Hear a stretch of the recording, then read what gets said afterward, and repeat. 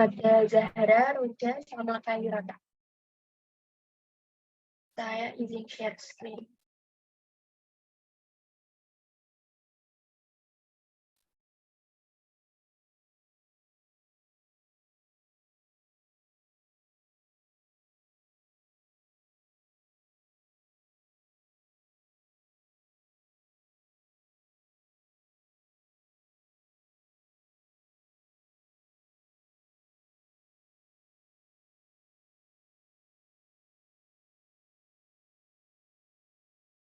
Bisa dimulai. Ini 3 orang yang ya, nomor atas ya. Coba halaman 2-nya tadi.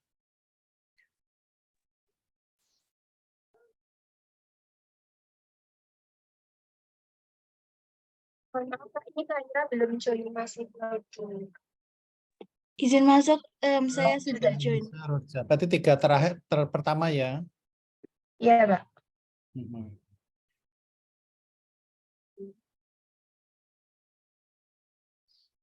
Baik, izin mengambil alih ya Pak. Saya mulai. Bismillahirrahmanirrahim. Assalamualaikum warahmatullahi wabarakatuh. Sebelumnya, perkenalkan kami dari kelompok 1 yang beranggotakan Zahra Septianingrum, Khairunisa Azhara, dan saya sendiri Roja Maisarohmah. Pada hari mempresentasikan hasil analisis artikel jurnal yang telah kami lakukan dengan judul kadar Fe3 pada air sumur galian yang dikonsumsi masyarakat menggunakan spektrofotometer UV-Vis.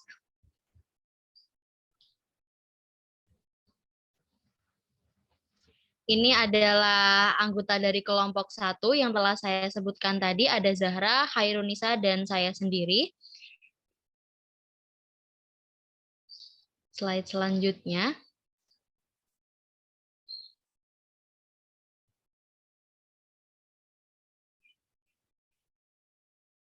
Baik, pada artikel jurnal yang kami analisis itu merupakan hasil penelitian yang dilakukan untuk menganalisis kadar Fe3 pada sampel air sumur galian yang dikonsumsi masyarakat yang diambil dari 10 titik sampel di beberapa wilayah kota Gorontalo. Hasil analisis menunjukkan kandungan konsentrasi Fe di 5 lokasi sampel masih di bawah NAB, yaitu di bawah 1 mg per liter, yang merupakan masih dianjurkan oleh WHO, yaitu maksimal 1 mg per liter yang menunjukkan masih layak konsumsi.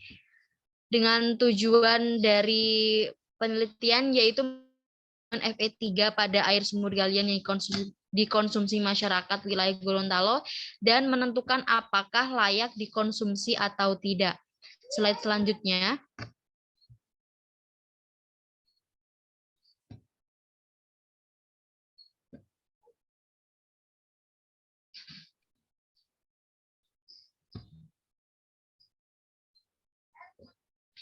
Ya, jadi untuk alat yang digunakan yaitu ada 3. Yang pertama labu ukur ukuran 250 ml untuk membuat larutan induk Fe 100 ppm. Kemudian labu ukur berukuran 10 ml untuk mengencerkan larutan induk dalam pembuatan kurva kalibrasi dan juga untuk membuat larutan sampel. Kemudian yang ketiga spektrofotometer UV-Vis untuk mengukur absorbensi yang nantinya akan digunakan untuk mengukur kadar Fe3 yang terdapat dalam sampel.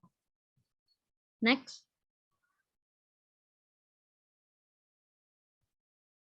Bahan yang digunakan yaitu ada NH2 2 kali FeSO4 2 kali 12H2O 0,215 gram itu untuk membuat larutan standar Fe3 100 ppm.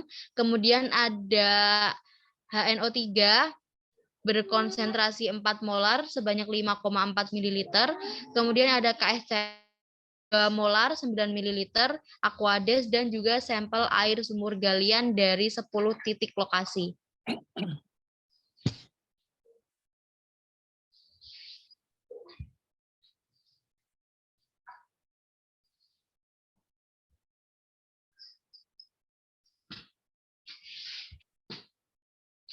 Untuk cara kerja akan dipaparkan oleh Zahra Septianingrum. Kepada Zahra Septianingrum, saya persilakan.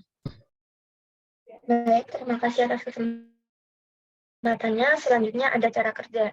Nah, cara kerja yang pertama ada pembuatan larutan induk, yang kedua ada preparasi sampel, yang ketiga ada penentuan panjang gelombang maksimum dan pembuatan kurva kalibrasi. Yang pertama, pembuatan larutan induk FT3 100 ppm. Langkah yang pertama, sebanyak 0,215 gram NH4 2 kali FeS 4 2 kali 12H2O dimasukkan dalam labu ukur, lalu ditambahkan 0,35 mili HNO3 4 molar dan 0,5 mili KSCN 2 molar. Selanjutnya, dihomogenkan dan ditambahkan aqueous sampai tanda batas. Yang kedua ada preparasi sampel. Langkah yang harus dilakukan yang pertama, sampel sebanyak 6 mili dimasukkan ke dalam labu ukur 10 mili. Yang kedua ditambahkan dengan 0,3 mili HNO3 4 molar dan 0,5 mili KSCN 2 molar. Selanjutnya dikocok sampai homogen dan diencerkan sampai tanda batas. Jeffrey et al. 1989, Shevla 1996. Selanjutnya ada penentuan panjang gelombang maksimum untuk kompleks FeSCN 6 kali 3 min.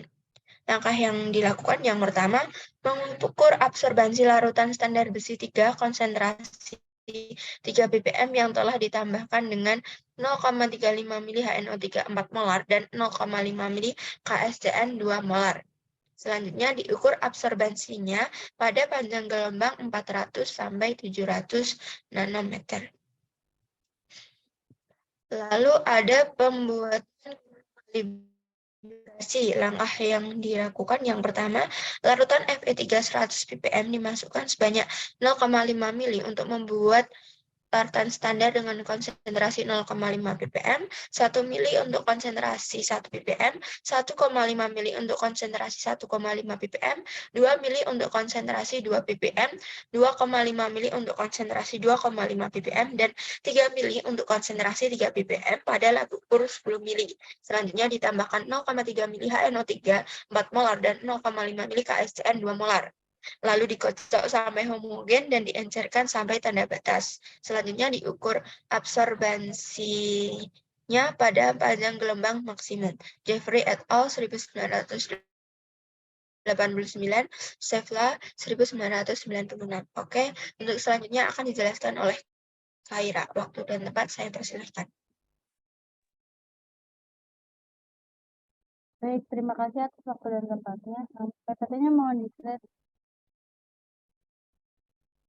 Sebelumnya mohon maaf karena saya off-cam, karena di sini sinyalnya memang jelek, takut kendala sinyal dan nanti kebentar. Oke, untuk yang pertama tadi ada tabel pengamatan pada lokasi 1 ya, karena kita di sini melakukan uji pada 10 titik daerah, maka pada lokasi 1 ini ada 5 daerah dulu nih. Pada daerah A ini ada Kelurahan Tanggiki, Kecamatan Cipatana, dan kemudian ini ada lokasi B, ada Kelurahan Talumolo, Kecamatan Duboraya, dan C, D, dan seterusnya. Bisa dilihat ada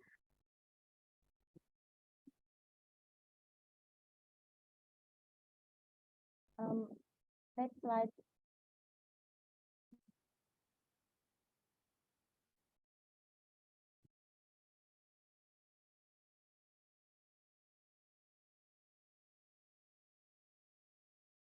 Oke, ini pertama ini memilih panjang gelombang maksimum ya. Pemilihan panjang gelombang maksimum ini dilakukan dengan cara mengukur salah satu konsentrasi larutan standar. Nah, yang kemudian didapatlah panjang gelombang maksimumnya di nomor 5 ini 490 nm dengan absorbansi 0,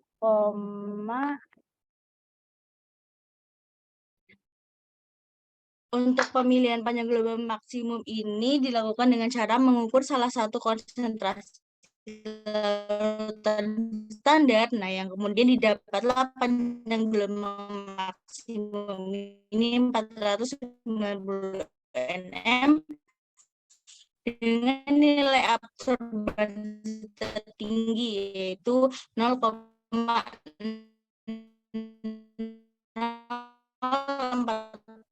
3 nih di nomor 5 ini. Untuk pengertian sendiri, barangkali teman-teman lupa, lambda max ini adalah dalam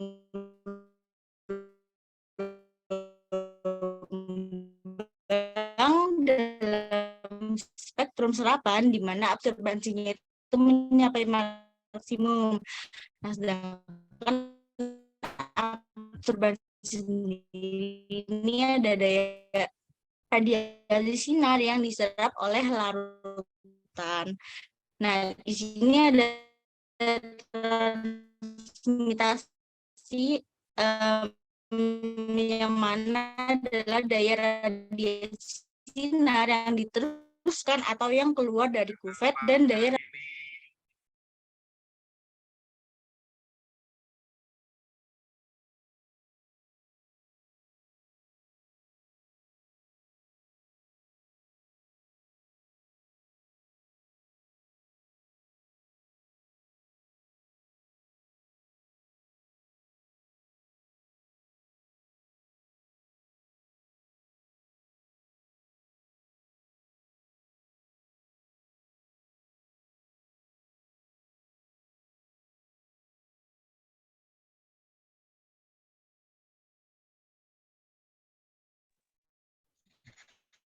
Iya, mohon maaf teman-teman. Tadi saya sempat kepental. Oke, dilanjut ya. Ini ada pengukuran larutan standar pada maksimal yaitu 490 nm. Nah, di sini ada tabel 2 yaitu nilai absorbansi konsentrasi larutan standar. Yang pertama tadi di sini ada masing-masing konsentrasi yang kemudian dapat dilihat nilai absorbansinya sebagai berikut yang ada di slide tersebut. Nah, nilai absorbansi larutan standar ini dibuat kurva kalibrasi yang menunjukkan hubungan antara konsentrasi larutan yang mana sumbu X dengan absorbansi larutan sumbu Y. Di sini ada grafiknya ya teman-teman. Nah, kurva kalibrasi ini merupakan grafik yang membentuk garis lurus atau linear yang menyatakan hubungan antara kadar larut dan kerja termasuk belangko dengan respon yang proporsional. Nah, yang memenuhi persamaan tersebut.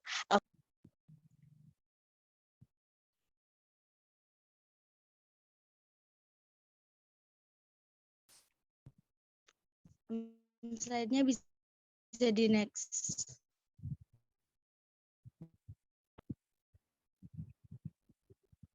Nah, di sini ada tadi kan pengukuran larutan standar ya, teman-teman. Di sini kemudian ada pengukuran larutan sampel pada lambda max yang tadi. Di sini ada kode sampel dari 5 lokasi yang sebelumnya saya sebutkan. Nah, kemudian di sini diketahui nilai absorbansi dan konsentrasinya. Nah, dari gambar 1 yang tadi, gambar tabel larutan standar ya, nilai absorbansi dari hasil pengukuran larutan standar ini dengan deret konsentrasi 0,1 sampai yang 1 ppm tadi diperoleh persamaan regresi linearnya yang tadi kurva kalibrasi tadi, yaitu Y sama dengan 0,000x plus 0,016. Nah, dengan nilai regresi akar 2-nya yaitu 0,99860. Nah, pada tabel berikut di sini ada sampel A dan E yang memiliki konsentrasi Fe ini lebih rendah dari 0,05 sampai 0,1 mg per liter karena kekeruhan air ini akan terjadi jika konsentrasi Fe3 menjadi lebih besar 0,05 sampai 0,1 mg per liter. Nah, bahkan pada konsentrasi yang 0,3 mg per liter ini sudah terjadi perubahan warna sucian. Nah, pada sampel C dan sampel E konsentrasi Fe ini adalah 0,3780 ppm dan 0,3636 ppm. Nah, ini lebih tinggi dibandingkan lokasi lainnya. Yang sementara untuk lokasi D ini adalah 0,1667 ppm. Nah, pada sampel A dan B ini nilai konsentrasi Fe-nya tidak terdeteksi ya karena minus ini nilai konsentrasinya. Nah, kemudian hasil analisis di setiap titik lokasi ini menunjukkan konsentrasi Fe pada air sumur ini masih sangat rendah, yaitu kurang dari 0,5 sampai 0,1 mg per liter. Untuk selanjutnya bisa di next.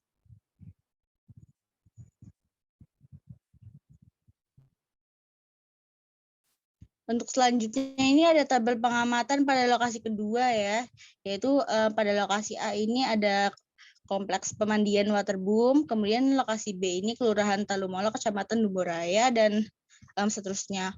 Nah, untuk hasil penelitiannya bisa di next slide-nya.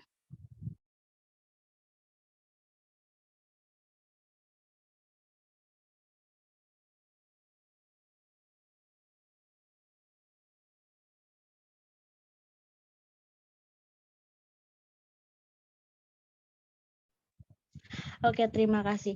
Ini adalah pemilihan panjang gelombang maksimum karena kita mengukurnya pada panjang gelombang 490 dan di sini didapat panjang gelombang maksimumnya itu 510 nm dengan nilai absorbansi yang tertinggi yaitu 0,025.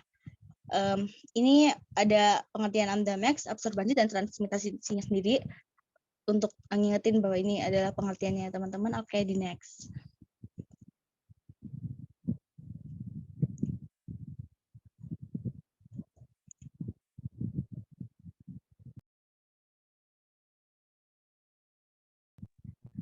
Oke, mari kita lanjut pada pengukuran selanjutnya, itu ada pengukuran larutan standar pada panjang gelombang panjang 10 nm. Di sini ada tabelasi konsentrasi larutan standar Fe untuk lokasi yang kedua.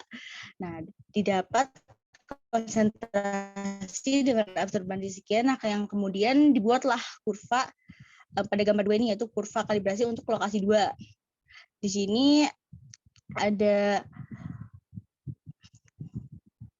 absorbansi larutan atau sumbu Y dan konsentrasi dan absorbansinya yaitu di sumbu Y. Tadi konsentrasinya di sumbu X. Nah, di sini didapat nilai R kuadrat yaitu 0,98.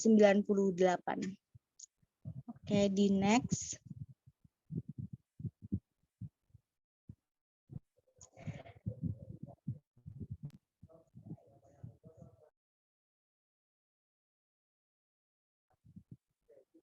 Ya, pada selanjutnya ini pengukuran yang terakhir adalah pengukuran sampel pada panjang gelombang maksimal 510 nm ya.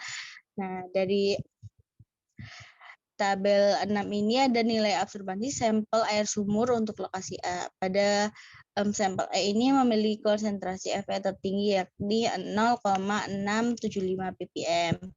Nah, pada sampel C ini larutan Fe-nya adalah 0,225 ppm dan pada sampel A konsentrasinya adalah 0,175 ppm.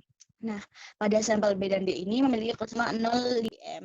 Nah, kemudian pada konsentrasi Fe di 5 lokasi ini masih di bawah NAB, yakni lebih kecil dari 1 mg per liter ya.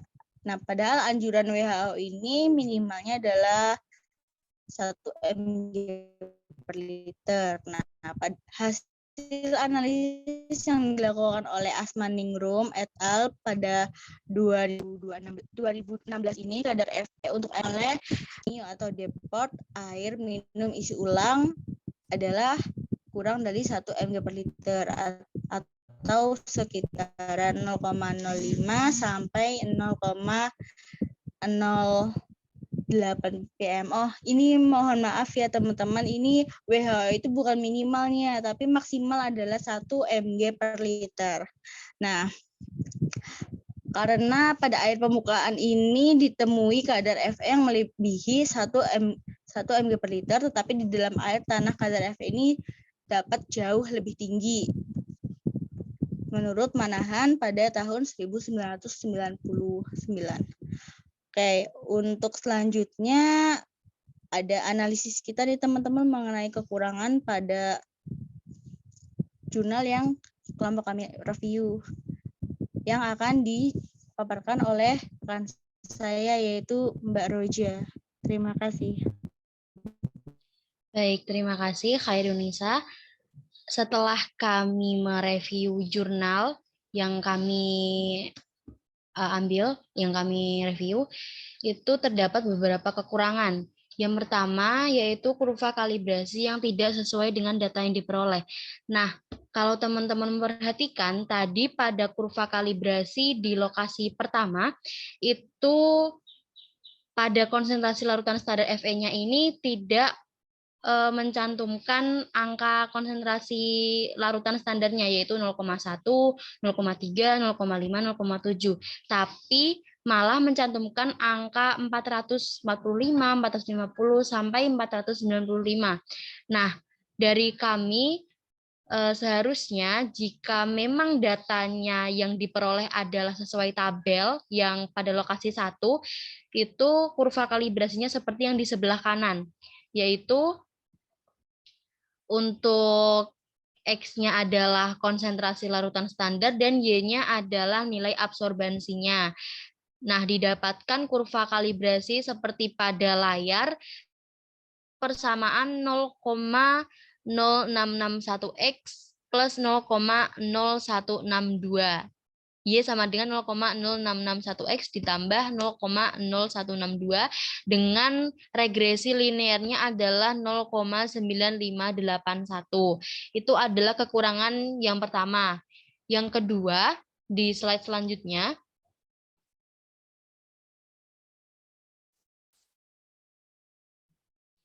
nah, kekurangan yang kami temukan selanjutnya adalah pada langkah kerja atau metodenya itu pengukuran panjang gelombang maksimum untuk kompleks FeSCN 6 kali 3 min itu dilakukan dengan mengukur absorbansi larutan standar besi 3 ppm pada konsentrasi 3 ppm. Nah, namun pada pelaksanaannya hanya dituliskan memilih salah satu dari deretan larutan standar yang dibuat. Nah, ini bisa diragukan apakah memang benar pada saat pelaksanaan yang digunakan ini 3 ppm atau tidak. Jadi seharusnya kalau memang pelaksanaannya ini menggunakan 3 ppm, menurut kami seharusnya dari penyusun artikelnya itu atau penelitinya itu harus mencantumkan 3 ppm gitu. Selanjutnya,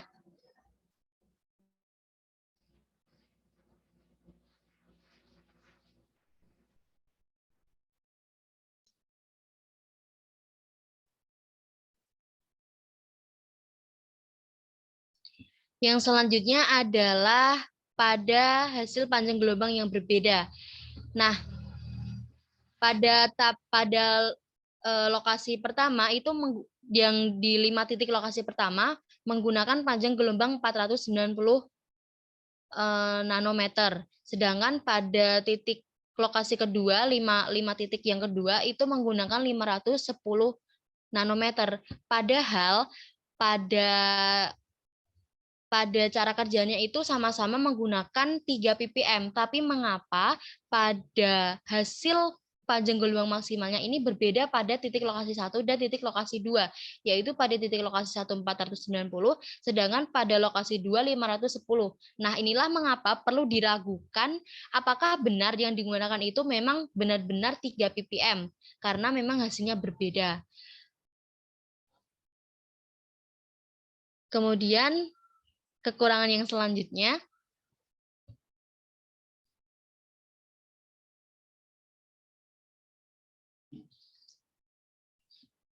slide sebelumnya.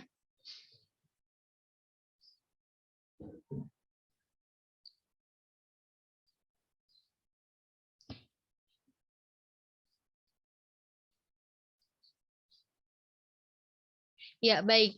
Dengan perbedaan panjang gelombang ini, menurut kami itu belum bisa menghasilkan analisis yang akurat karena tujuannya adalah untuk menganalisis kadar Fe pada beberapa titik lokasi di Gorontalo yang mewakili dari kadar Fe di wilayah air di wilayah Gorontalo. Nah, menurut kami seharusnya ini menggunakan satu panjang gelombang maksimal supaya memang dalam perlakuan yang sama, supaya hasil yang diperoleh adalah dalam perlakuan yang sama dan lebih akurat seperti itu. Slide selanjutnya.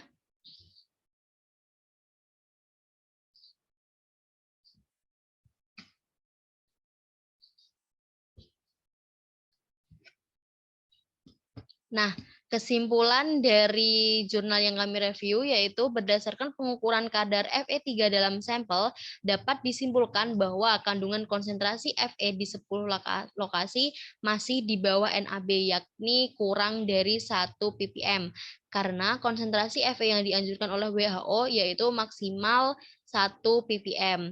Nah, pada air tanah dari 0,01 mg sampai 25 mg per liter.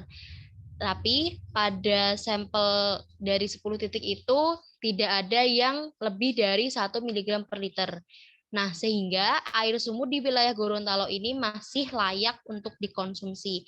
Kemudian saran dari kami setelah menganalisis kekurangan-kekurangan dari jurnal yang kami review, yaitu parameter yang digunakan untuk pengukuran sampel seharusnya disamaratakan agar memperoleh hasil dari perlakuan yang sama sehingga hasil perbandingannya akan lebih akurat.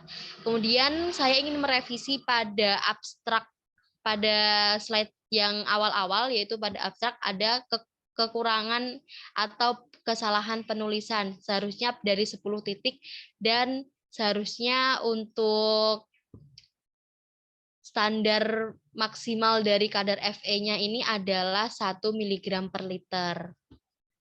Tidak usah ditunjukkan slide-nya, nggak apa-apa. Ya, untuk referensi yang kami gunakan tertera pada layar, ada dari Asmaningrum, Jeffrey, Lukum, Ohi, Selva, dan juga WHO. Itu saja dari presentasi POK 1. Apabila ada kekurangan, kami mohon maaf. Dan bagi teman-teman, jika ada yang ingin ditanyakan, silakan bisa raise hand. Terima kasih.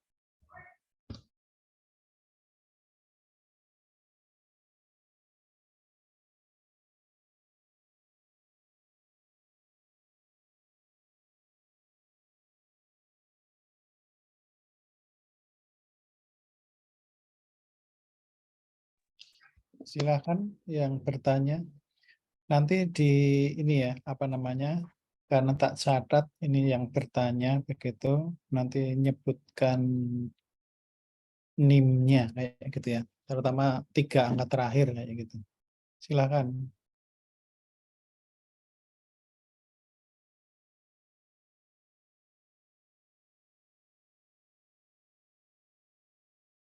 Silakan Rena.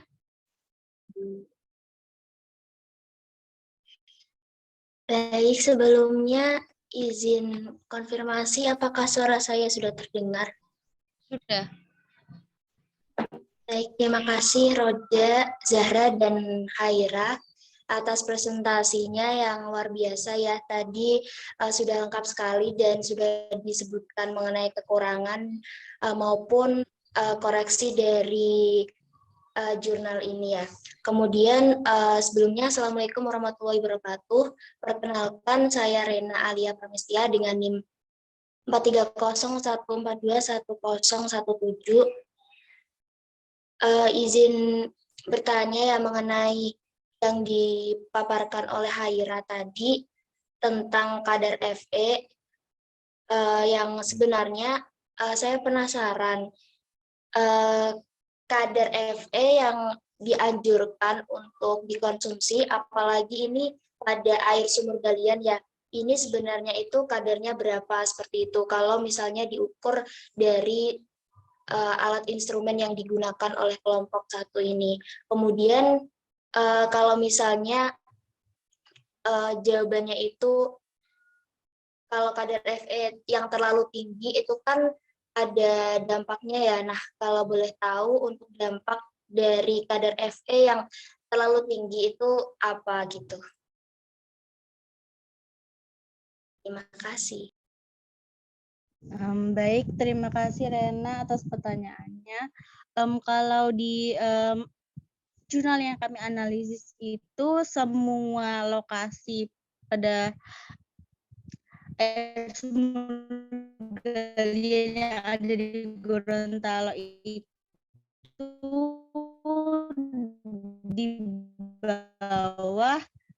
di bawah konsentrasinya di bawah 1 mg per liter. Nah, itu tuh udah layak dikonsumsi karena WHO Fe dalam air itu 1 mg per liter. Sedangkan kalau dianalisis tadi itu semuanya di bawah atau rendah.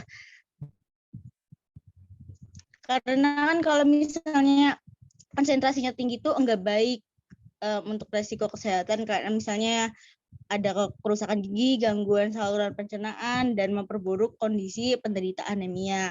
Nah, kita juga kan kalau minum tuh enggak hanya air doang, kan ada mineralnya. Salah satunya itu kayak Fe gitu. Fe ini kan juga berfungsi sebagai membentuk hemoglobin toh ya di dalam darah kita.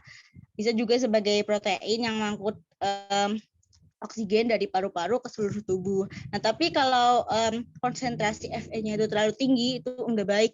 Atau konsentrasi besi yang terlalu tinggi itu enggak baik karena dapat meningkatkan resiko terjadinya kerusakan gigi, gangguan saluran pencernaan, serta memperburuk kondisi penderita anemia. Begitu, Mbak Rena. Apakah dapat dipahami?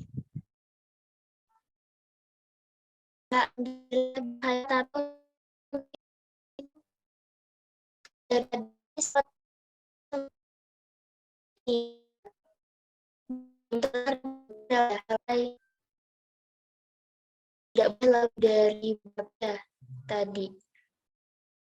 Bagaimana Rena? Tadi suaranya kalau di saya macet-macet karena sinyal saya terkendala. Ya, tadi untuk kadar Fe yang cocok ataupun yang masuk kalau misal diaplikasikan ke konsumsi masyarakat itu tadi kadarnya berapa ya? Tadi enggak terdengar soalnya. Iya, mohon maaf kalau nggak terdengar atau macet di saya. Konsentrasi yang baik itu kadar Fe-nya itu di bawah 1 mg per liter, di bawah, atau konsentrasi yang rendah di bawah 1 mg per liter, Mbak Rena. Oke, terima kasih jawabannya, Kaira. Ya, terima Izin kasih juga. menambahkan, Rena? Iya, silahkan, Zahra. Tadi kan kamu tanya dampak yang terjadi kalau kadar Fe-nya itu banyak gitu ya.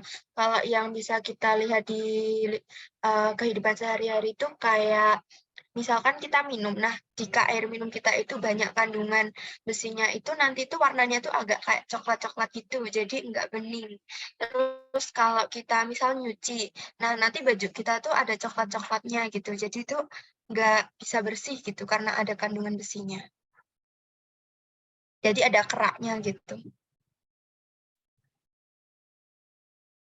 Iya, terima kasih Zara.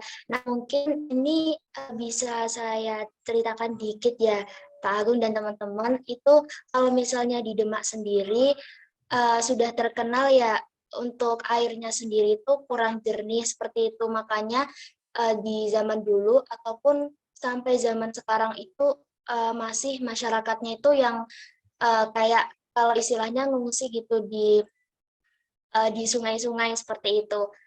Dan itu diakibatkan karena dari sumurnya sendiri itu memang airnya kurang jernih atau kalau sekarang biasanya menggunakan PAM ya. Nah, PAM itu juga enggak kayak PAM di daerah Kudus dan di sekitarnya gitu. Tapi kalau di Demak itu kayak kurang bersih aja gitu airnya. Dan mungkin itu gara-gara itu juga ya FA itu.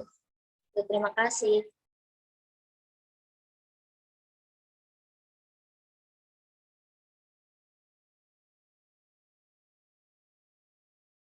Ada lagi?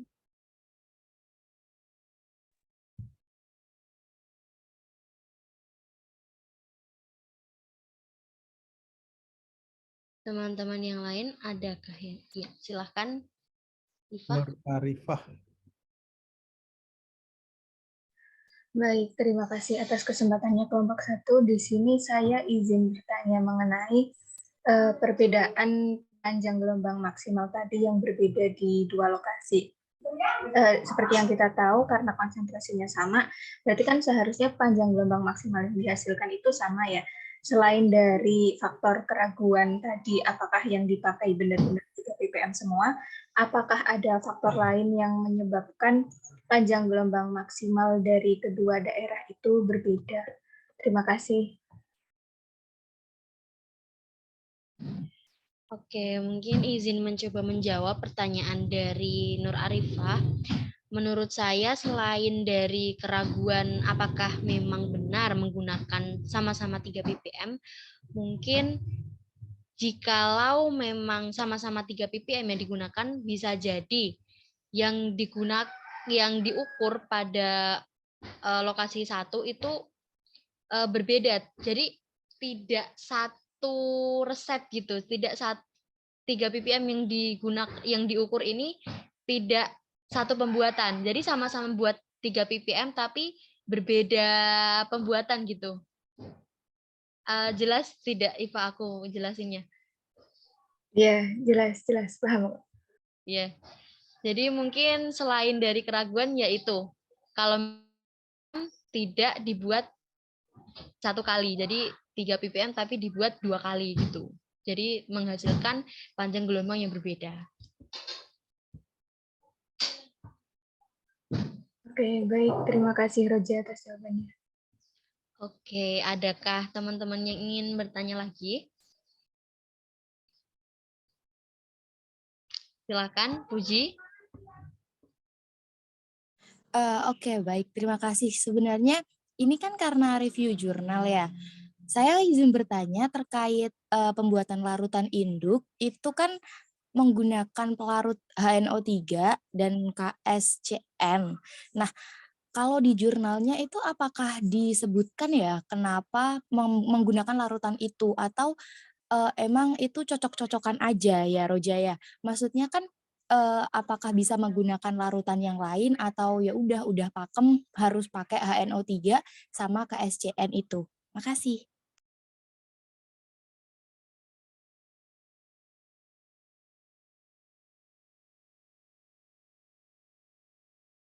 Oke, terima kasih atas pertanyaannya, Hima. Saya ingin menjawab untuk mengapa pada pembuatan larutan induk ini digunakan atau ditambahkan HNO3 dan KSCN. Nah, KSCN dan HNO3 ini digunakan untuk memungkinkan reaksi pembentukan senyawa kompleks FeSCN 3 kali yang larut dalam air dan mempunyai warna merah gas. Jadi ini kan sebentar.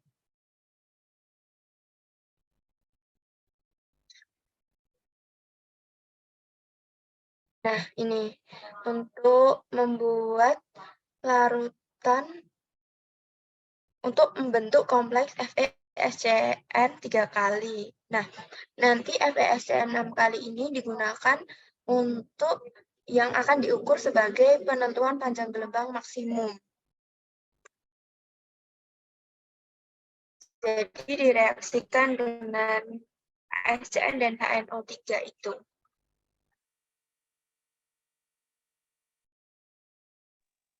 Dan ditambahkan HNO3 dan KSCN itu agar membentuk Fe3.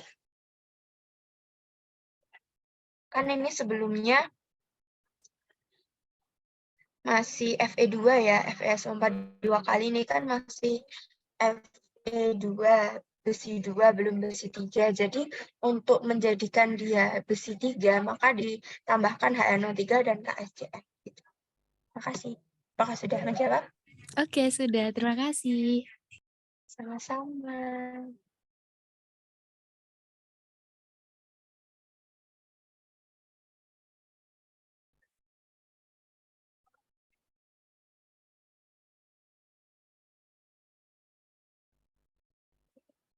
Ada lagi? Cukup? Yang bertanya ada lagi enggak?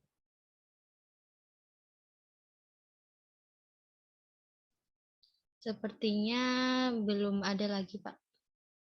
Baik, kalau nggak minta anu dulu.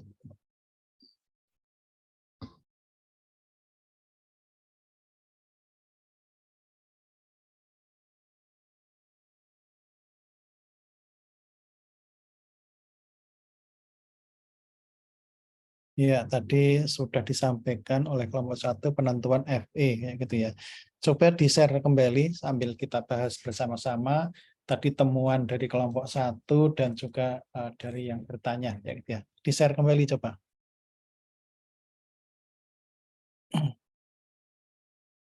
Ini yang dicari tadi kan konsentrasi FE Ferry ya. Ferry yang di apa namanya? Coba dari depan lagi Ferry artinya Fe 3+ kayak gitu ya. Dalam air yang biasanya nanti warnanya kuning coklat ya gitu kan. Terus halaman 3 apa itu halaman 3? Halaman 3 Fe oke, ini ada 10. Mungkin tadi maksimal ya itu ya yang apa namanya 1 ppm itu ya. Terus halaman selanjutnya. Nah, ini larutan induknya Fe 100 ppm. Oke, terus halaman selanjutnya belum ada masalah sampai sini. Nah, di sini ini ada masalah kayak gitu ya. Yang pertama Fe 3+. Coba kalau saudara lihat itu kira-kira Fe 2+ atau Fe 3+? 2, Pak. 4 2 kali Fe SO4 2 kali. 2 atau 3? 2+. 2. Padahal yang mau diukur 3. 3 kayak gitu ya. Nggak cocok ya.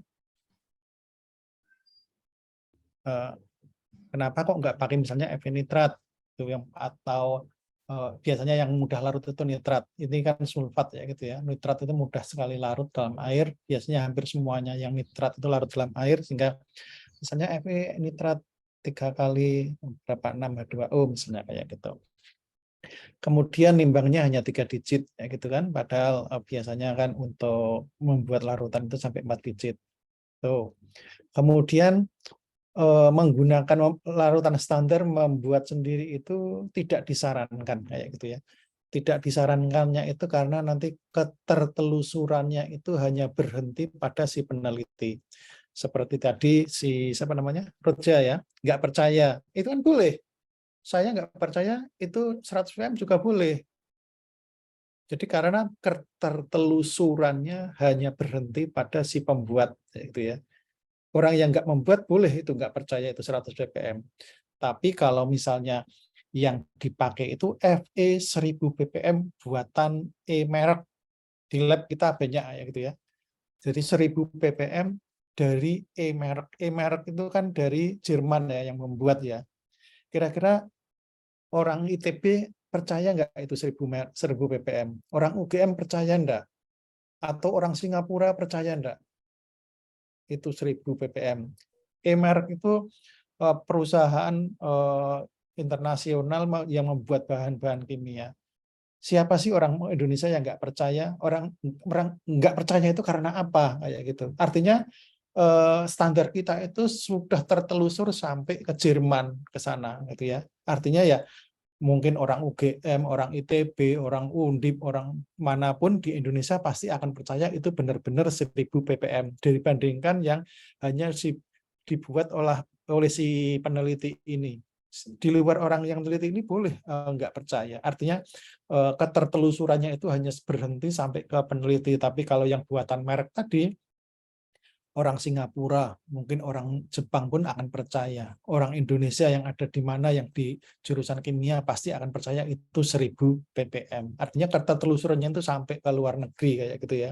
Itu nanti kalau saudara penelitian kayak gitu sebaiknya menggunakan standar yang seperti itu. Jadi kita nggak usah membuat sendiri, tapi menggunakan standar yang sudah dibuat oleh perusahaan yang besar kayak gitu yang sudah diakui internasional. Di lab ada itu Fe 1000 ppm, Pb 1000 ppm atau mungkin Cu, Fg hampir itu semuanya ada kayak gitu ya di lab. Dan kita memang beli yang 1000 ppm yang digunakan untuk membuat kurva kalibrasi. Itu satu. Terus halaman selanjutnya. Halaman 6. Oke. Nah, ini judulnya membuat larutan induk ya, tapi membuat larutan induk ini sudah membuat kompleks kalau gini ya. Jadi harusnya apa namanya? Vero yang dibuat ini nanti ya dilarutkan dalam aqueous dalam suasana asam kayak gitu mungkin ya. Tapi di sini sudah sampai ditambahi KCNS. KCNS itu kan ligannya kayak gitu ya. Jadi hasilnya ini sudah kompleks ini. Kompleksnya nanti warnanya itu apa namanya kuning kecoklatan kayak betadin kayak gitu ya. Sehingga ini yang dibuat itu kompleks ini bukan larutan induk. Kalau larutan induk harusnya ya Fe 1100 ppm sudah kayak gitu ya, belum membentuk kompleks. Tapi nanti pas apa namanya kalau saya ngajar itu kan ada tabel kayak gitu ya lah, itu disitulah nanti ditambahi KCNS, ditambahi asam sampai nanti diencerkan kayak gitu ya. Itu nanti kan sudah untuk membuat kurva kalibrasi kayak gitu ya. Tapi kalau membuat induknya sendiri harusnya ya Fe yang masih berbentuk ion kayak gitu. Tapi di sini kalau kita lihat ke kanan itu sudah membentuk kompleks kayak gitu ya. Terus oke, terus halaman selanjutnya.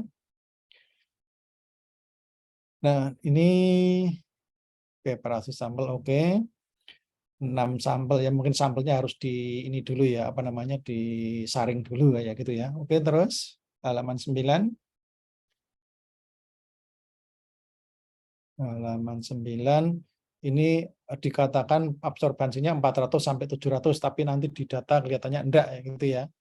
Oke, terus halaman 10.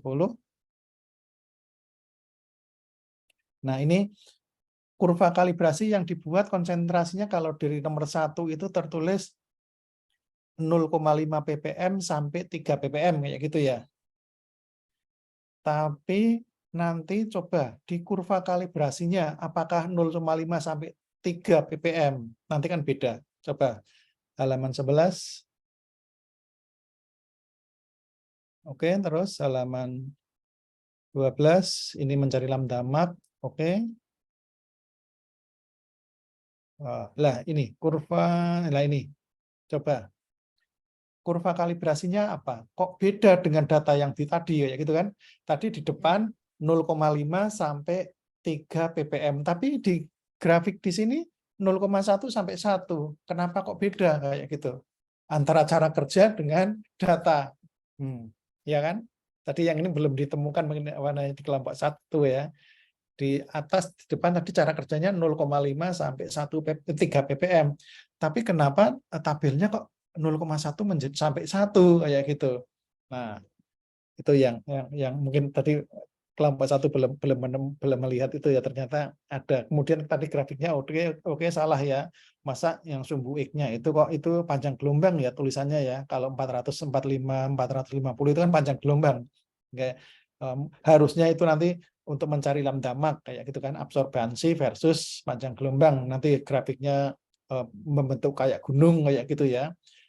Harus sampai membentuk kayak gunung Gaussian kayak gitu, nanti ketemu lambda maknya 490. Dan penelitian yang sama panjang gelombangnya 2 kayak gini itu enggak lazim ya gitu ya. Benar tadi yang menanyakan tadi kok panjang gelombangnya 2 kayak gitu. Kelompok ini juga menemukan kok panjang gelombangnya 2. Harusnya kan panjang gelombangnya ya karena mesetnya sama ya panjang gelombangnya 1 kayak gitu. Sehingga enggak mungkin sampai 2. Nah, caranya harusnya mungkin apakah dia ngukurnya itu beda bulan atau beda apa kayak gitu yang ini ya. Enggak tahu kok dicari lambda mak lagi untuk apa kayak gitu, harusnya kan enggak usah. Hanya saja tinggal mungkin sampel yang 5 hari ini diambil, oh yang besok ngambil sampel yang 5 lagi kayak gitu ya. Ya mungkin diawetkan, kemudian diukurnya bersama-sama kayak gitu kan bisa, hanya ngukur 10 sampel aja Kak gitu. Kemudian enggak tahu ini datanya mereka ngukurnya hanya sekali atau tampilan ini sudah rata-rata. Mungkin kelompok 1 bisa menjawab kira-kira dia ngukurnya hanya sekali satu data itu atau satu sampel itu diulang-ulang kemudian yang tampilkan rata-rata. Gimana? Kelompok 1. Hanya sekali katanya ya? Di jurnal izin jawab, Pak. Iya, sepertinya hanya sekali, Pak. Di, Ya di sekali ya, jurnal juga tidak, tidak disebutkan diukur berapa kali ya gitu ya. Artinya ini apa namanya sebetulnya Iya, nggak boleh ya gitu ya. Mendingan harusnya dibaca berulang-ulang kayak gitu. Misalnya konsentrasi yang 0,1 dibaca sekali, kemudian dikeluarkan, masukkan lagi baca 2 kali, masukkan lagi baca lagi, kemudian nanti ditampilkan rata-ratanya kayak gitu. Itu bagus kayak gitu ya. Kemudian titiknya hanya 5 kayak gitu ya. Kalau bisa ngukur itu titiknya 7 kayak gitu ya. 7 itu lebih bagus ya gitu. Itu apa namanya? Kekurangannya. Kemudian kalau kita lihat absorbansinya kan masih 0,0 kayak gitu ya. Artinya itu terlalu kecil konsentrasinya sebetulnya, tapi walaupun masih diperbolehkan ya gitu ya. Terus halaman 14 ini menampilkan apa tadi? Nah, sampel A sama B ketemunya negatif kayak gitu ya. Nah, sekarang absorbansi ini A dan B itu kalau nggak salah di bawah, coba halaman 13. Absorbansi terendah dari standar berapa? Halaman 13. Sebelumnya. Absorbansi terendah 0,028 ya gitu ya. Sekarang kita lari ke halaman 14 ke 14 0,028. Maka ke 14 lagi.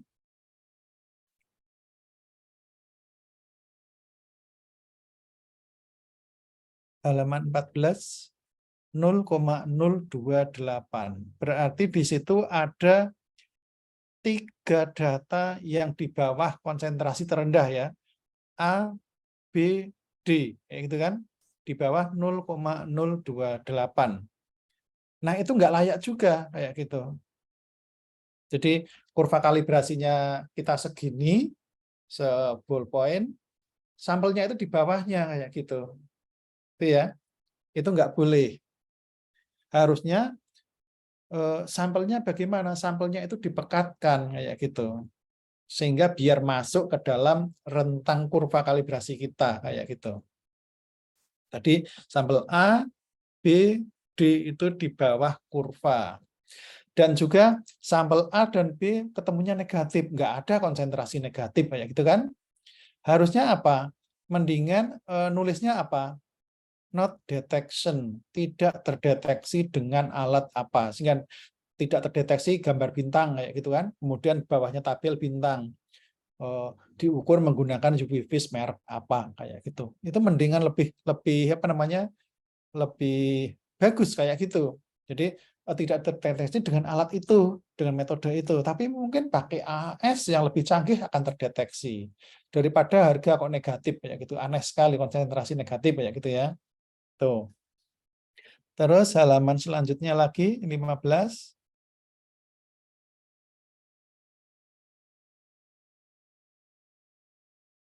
Ini pengamatannya terus, lanjutnya lagi. Nah ini lambdanya kok sampai 2 kayak gitu ya, yang aneh gitu ya. Jadi itu nggak lazim ini seperti ini. Terus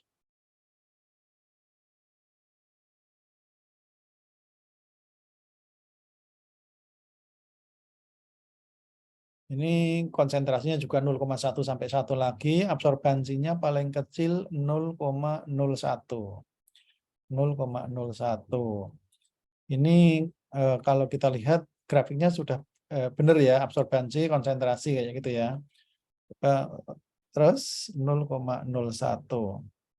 Kita lihat datanya 18. 0,01 itu persis sama ya, yang A, yang lainnya, yang E itu 0,003 itu juga nggak layak ya gitu ya.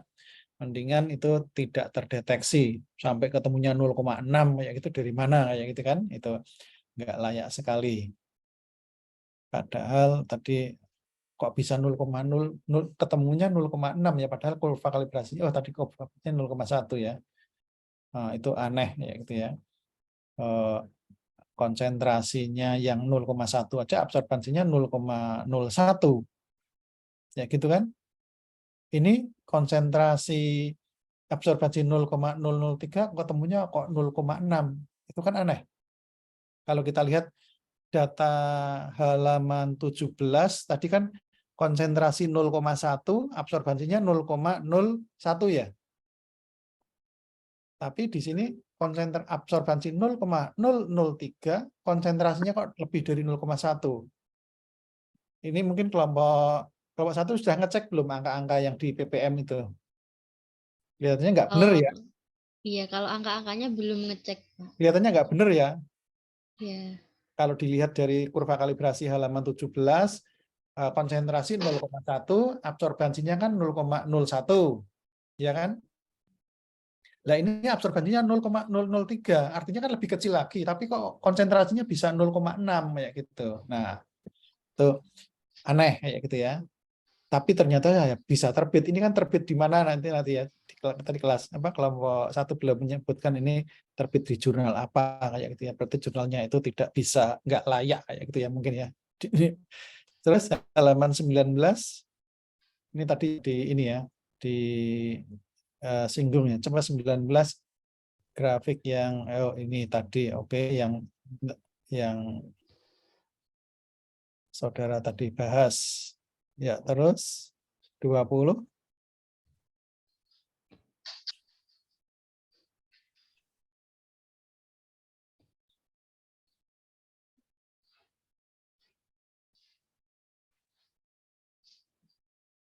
Tadi ya ini yang 3 ppm ya gitu ya. Menurut saudara 3 ppm itu kok masih dipertanyakan ya.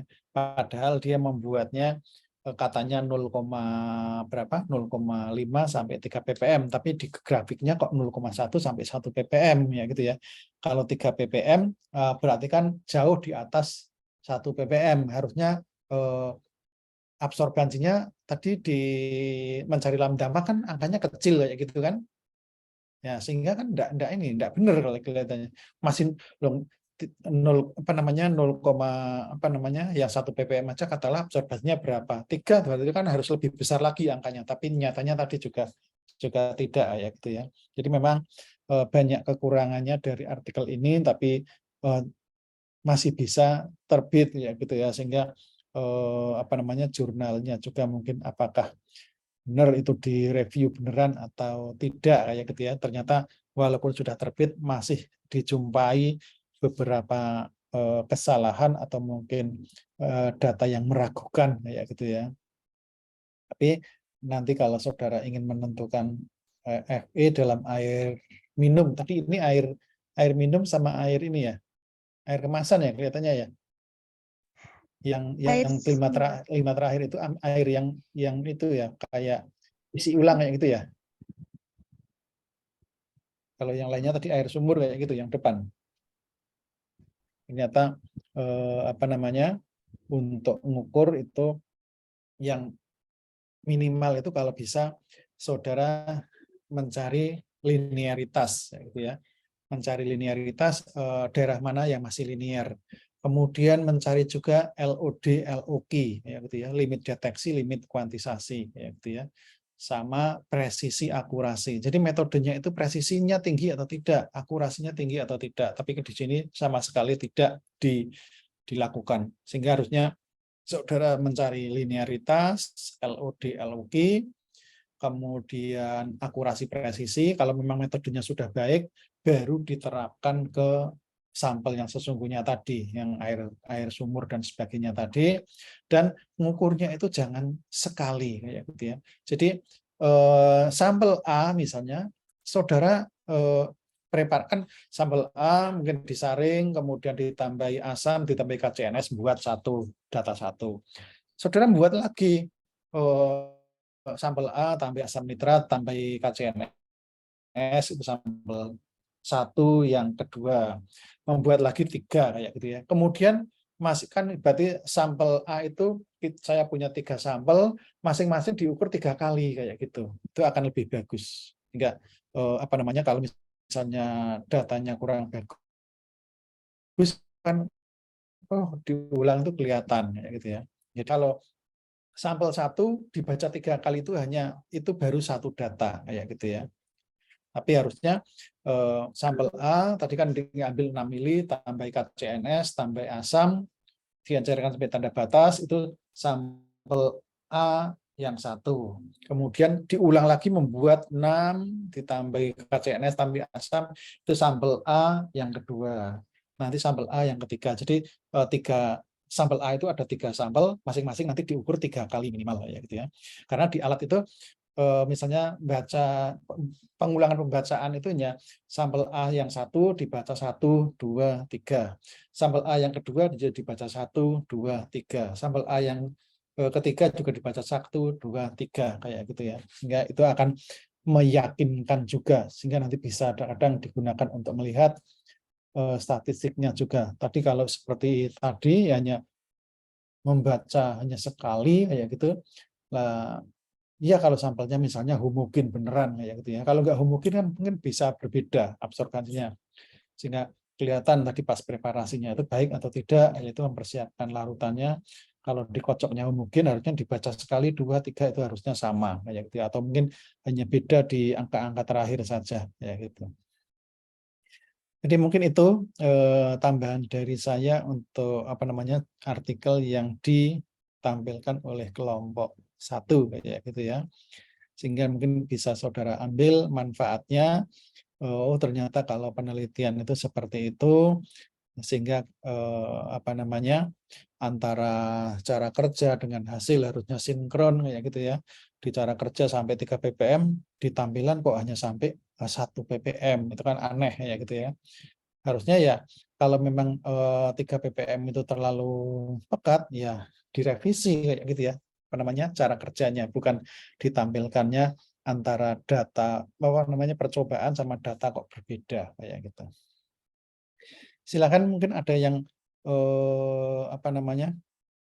masih belum jelas atau mungkin masih ada yang mau ditanyakan. Sudah cukup? Puji ya. Ini Puji tanya atau apa? Ya. Saya izin bertanya Pak, untuk tapi bukan terkait kelompok 1 ya Pak, terkait kelompok 3 punya saya itu kan, kami dapatnya analisis kadar iodium pada garam KiO3. Nah, itu kebetulan, artikelnya itu susah gitu Pak dicarinya. Ada di dalam jurnal, tapi itu tidak lengkap gitu Pak. Kami sudah mencari, sekitar 4 artikel di berbagai jurnal, itu kadang ada yang tidak ada data pengamatannya, kadang juga ada yang tidak ada tabel pengamatannya, tidak ada kurva kalibrasinya, begitu. Kira-kira boleh digunakan apa tidak ya, Pak? Ya silakan saja nanti yang paling lengkap ya gitu ya. Kalau iodium memang jarang ya, memang yang tahun kemarin pun ada juga yang mungkin mengambil dari laporan kakak kelas gitu ya. Kakak kelas dulu kan itu ada praktikum itu, iodium itu mungkin bisa dipakai kalau ada ya gitu ya. Yang saudara temukan pakai cara apa? Itu menggunakan yang kita pakai kemarin itu analisis iodium di Bitung menggunakan UV vis juga, tapi ini Pak, Reagennya, antara ada reagennya apa? sepertinya tidak dijelaskan reagennya apa. Soalnya di cara Pakai kerjanya amonium. Pakai amonium. enggak Pak, boten. Ini di cara kerjanya pun juga cuma menggunakan aquabides saja.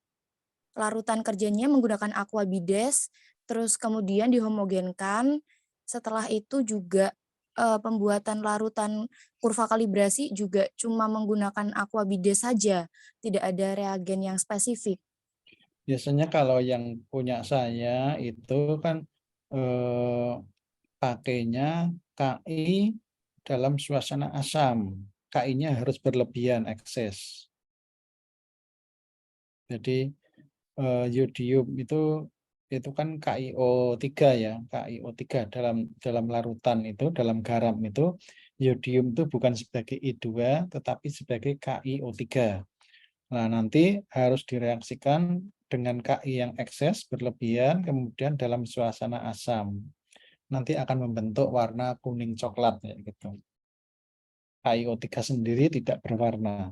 Itu yang pernah saya lakukan itu kurva kalibrasinya bisa sampai linear kayak gitu ya. Tapi ada juga yang apa namanya menggunakan amonium atau apa kayak gitu ya, sehingga datanya itu memang yang ditampilkan kurang baik kayak gitu. Ya nanti apa namanya kalau memang saudara menemukan tadi ada berapa 4 walaupun tidak jelas semuanya bisa dibandingkan aja satu dengan yang lainnya kayak gitu ya. Oh Oke, yang Pak. ini kekurangannya apa kayak gitu, yang ini kekurangannya apa kayak gitu. Mungkin datanya nggak lengkap atau mungkin antara satu artikel dengan artikel yang lain kayak gitu. Itu aja. Kalau memang nggak Oke, bisa Pak. Terima menemukan kasih. yang itu apa namanya seperti di kelompok 1 tadi kayak gitu ya, yang datanya sebetulnya lengkap walaupun kita menemukan beberapa kekurang telitian dari si peneliti. Tapi kalau yang saudara mungkin dari 4 yang ditemukan tadi bisa dilihat ini apa namanya, oh yang 1 seperti ini kekurangannya di mana, yang 2 seperti ini kayak gitu ya. Nanti bisa dibahas seperti itu. Silakan mungkin ada lagi?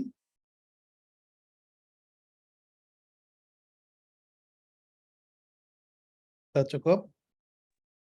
Sudah cukup. Cukup ya.